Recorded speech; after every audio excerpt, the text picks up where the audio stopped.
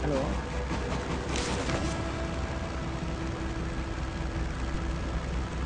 พอเจ้าไข่เขาไหนพี่จะลงคลิกเลย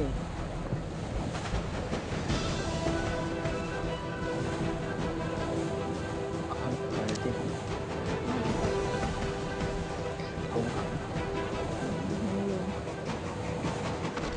เปล่าเปล่าเลยเข้าประตูได้เด้เข้าประตูได้เลยตาย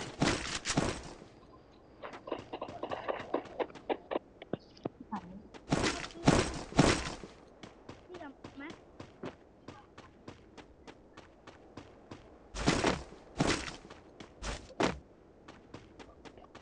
เขาจะลุกเอง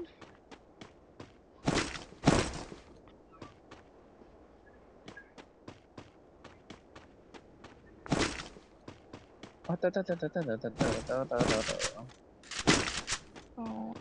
เก็บเครื่องมันหนีป่าก็คือว่าเด็กมันเห็นเอาของมาตรงนี้ขอซองบ้างกระเป๋าสามด้าน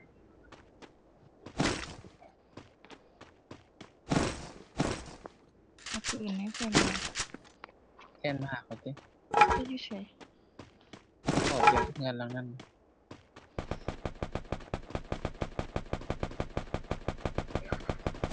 มีคนยิงมาด้านหลังเขาสามผมไงก็สิแรงไปใส่ปืนไม่ค่อยยังแรงมันควรจะอยู่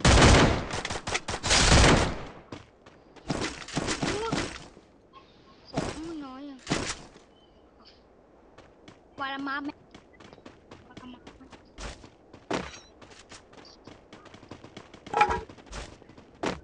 ที่นั่นนี่วิ่งตามผมมา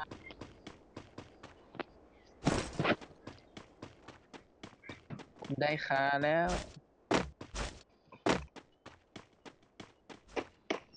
หลานเจ้าหวานหลิงยังหลานเลินใส่เข้าไปอืมดาวหนึ่งแตก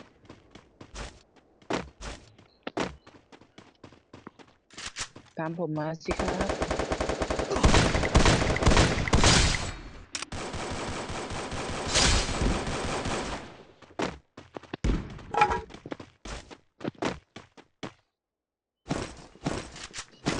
พี่เจ็บโตอยู่พี่มาโตอยู่พี่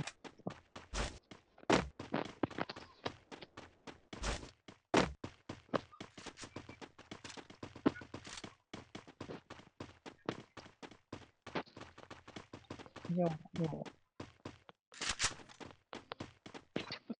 พันแอนซ่าเนาะ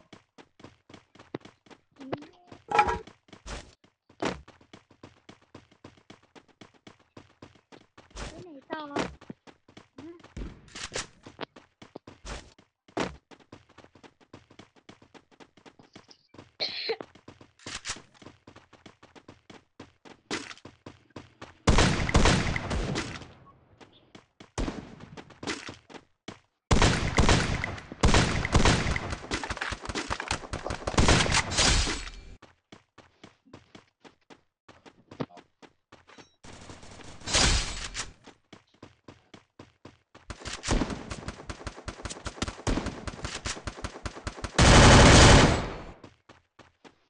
เฮ้ยระแนะนเบิด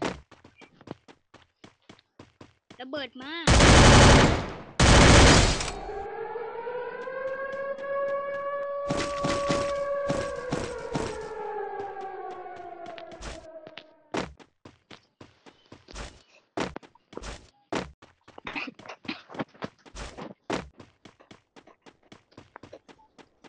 เสียเสียเนี่ยำเป่าปาดหน้าเลยเห็นว่ากระเป๋าคอยปินนี่รถติดเอากระเป๋าคอยปิน ได้ค่าจากตัวละ จะเอาระเบิดไหม หาบ่เป็น มีใครจะเอาระเบิดไหม ไปป่ามาค่ารถ บ่เห็นไผเลย จะระเบิด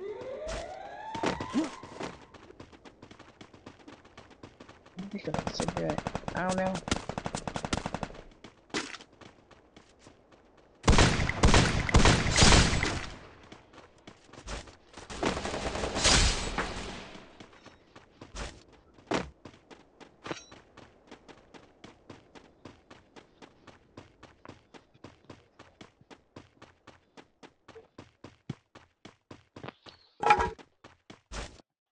นอนลงไหมนอนลงไหม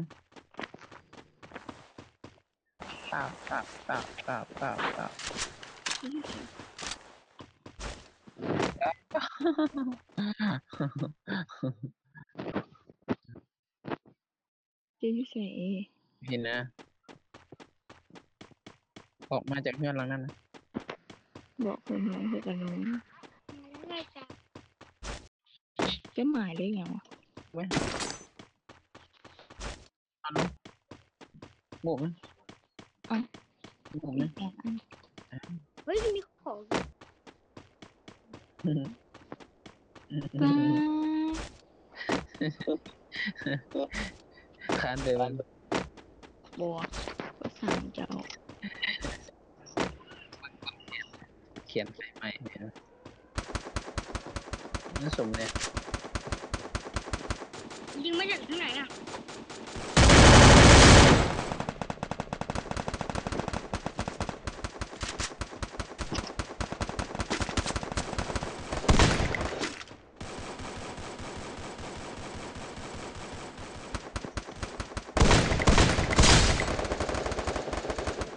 ไม่บวกสาม เขายิงกันตุ้มๆมานอนเซ้ย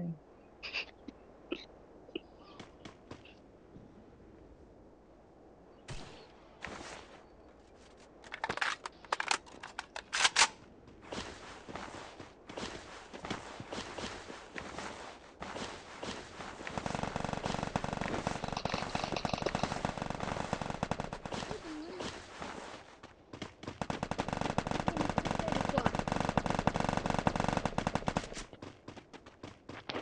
เล่นนะมั้ง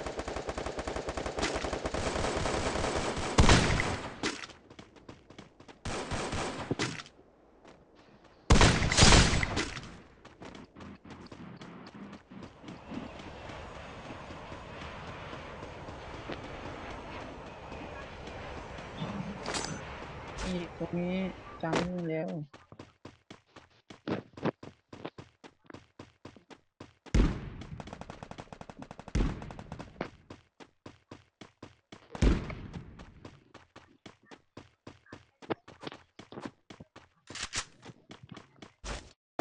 ขอย่านี่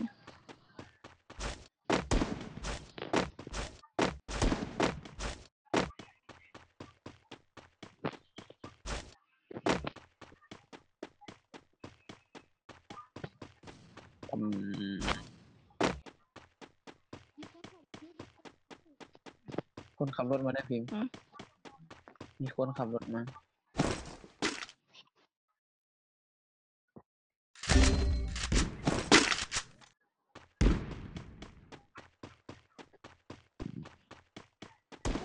พี่ด้วย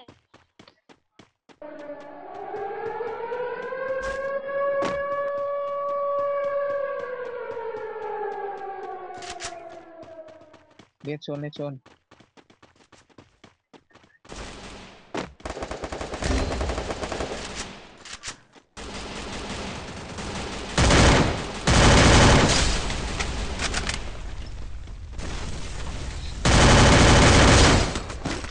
ไปพันยาไหมพิมพ์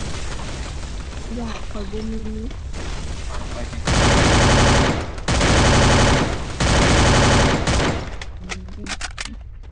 พี่น่ะอยาก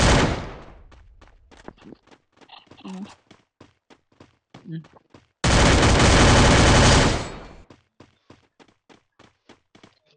พี่น่ะอยาก ไปยิง พี่นะ มีเกาะมีเกาะมั่ง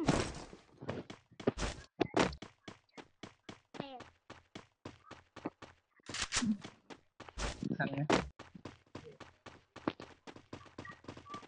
พิมพ์พก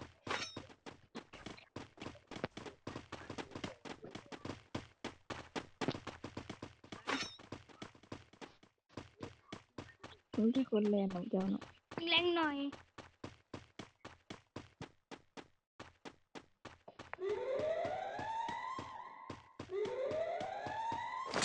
มาดิ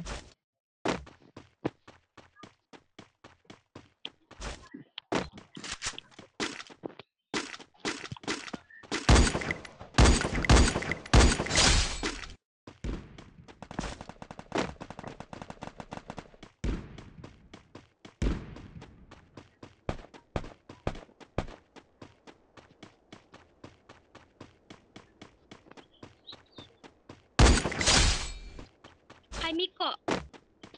ที่มันไม่แตกมั่ง ไม่มีเลย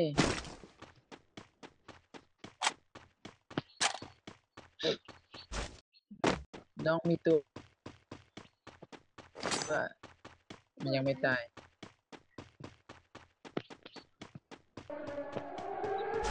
อันเนี้ย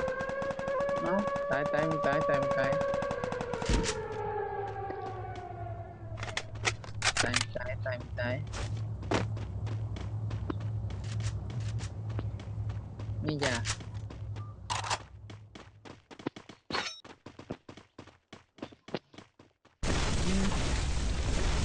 เมน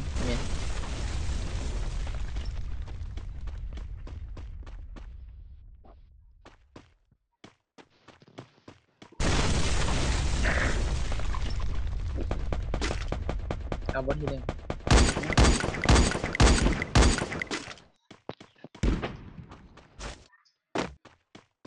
มีเกาะไหมเอ๊ะมีเกาะไหม ไม่มีชนะตอนนี้มีเสียงหัวเราะตอนนี้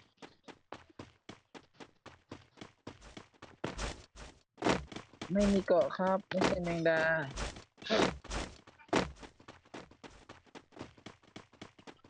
ปั๊มเนี่ย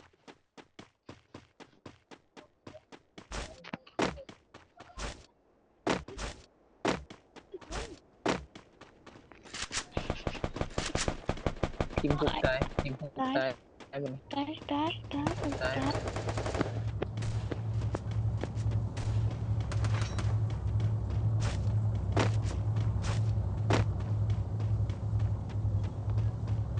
พิมพ์ผูกตายไปเลยพิมพ์ผูก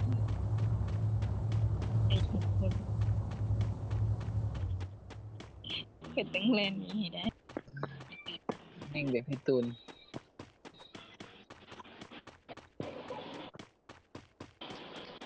เนี่ยมาเต้นพี่นะพี่นะ อ่ะ เต้นเล่นพี่นะอ๋ออ๋ออ๋อ เฮ้ยคนมีข้าวหมอก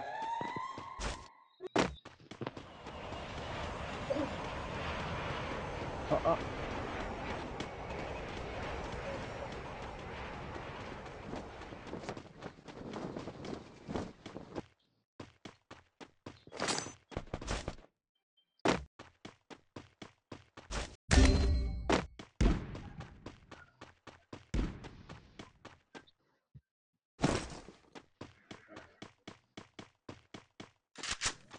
มันดี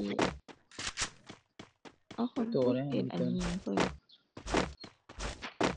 นี่นะยวนกล้องอันนี้นะ ก็มันเลย วันนี้ใครจะได้ที่หนึ่งเนี่ย จะโดนยิงตายเลย พี่ดิจะได้ที่หนึ่ง ขี้โม โอ้ยมันยิง ไม่ เป็ รู้ นจังหวะ ทำเป็นตัวเดียวนั่น เอาซอยคนนี้ซอยคนนี้เราดีตายแล้วเลือดสิหมดแล้วเอาบ่ยอมซอยอีกได้ อ๋อลมอีกเดี๋ยวนะ เอามาซอยจะหมดแล้ว ที่หนึ่ง เอาเลือดจะหมดแล้ว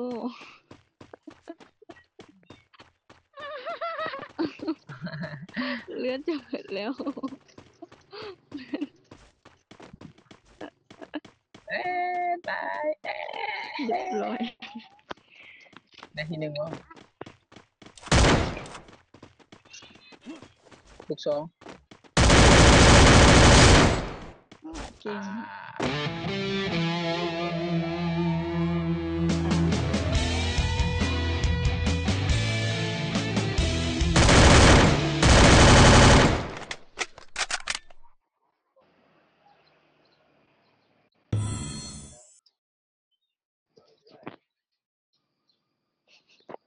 ข่อยบ่ได้ฆ่าจักตัว